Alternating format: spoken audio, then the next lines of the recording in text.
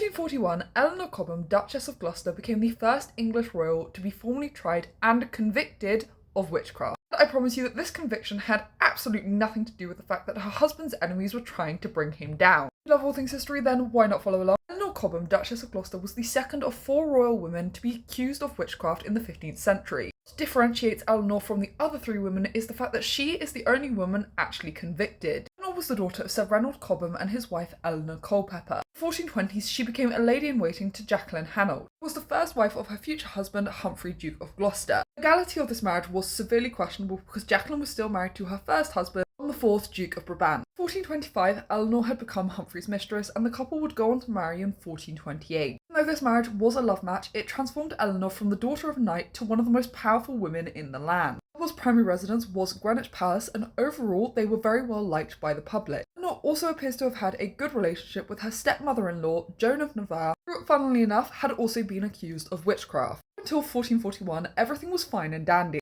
Don't get me wrong though, the couple weren't without their enemies. These enemies included Cardinal Henry Beaufort, favourite of King Henry VI, William de la Pole, Duke of Suffolk. In 1441, they made their first move to bring Humphrey down, and that was by attacking his wife Eleanor. Eleanor was accused of heresy, witchcraft and treason. It was alleged that she had horoscopes cast to see when Henry VI would die. What Eleanor did next probably saved her life. She denied the accusations of treason and heresy, admitted to getting involved in love magic to capture the love of her husband Humphrey, Duke of Gloucester, to help her conceive a child. This confession indicates that Eleanor was not the mother of Humphrey's 2 illegitimate children, as some historians have suggested. Eleanor's 2 accomplices, Roger Bolingbroke and Marjorie Jourdain, the Witch of the Eye, were both brutally executed. Eleanor was made to do public penance by walking through the streets of London to a church carrying a taper. If any of this sounds familiar to you, then it's probably because you've seen the Walk of Shame scene in Game of Thrones. This is what inspired it. Eleanor was then forcibly divorced from her husband and her wealth was stripped from her. Actually, Eleanor was imprisoned at Chester Castle. However, in late 1442, a Kentish woman approached King Henry VI at Blackheath and gave him a scolding for how he treated his former aunt. By all standards, Henry VI was a useless king. He did have a very vicious streak because he had the woman that scolded him executed. The conditions of her imprisonment were much stricter than those imposed on Joan of Navarre, who was repeatedly moved around a number of royal castles, before eventually dying at Beaumaris Castle in 1452. If you're wondering what Humphrey was doing in all of this, then we don't actually know because nothing appears in the official records. However, what we do know is the events of 1441 emotionally shattered him.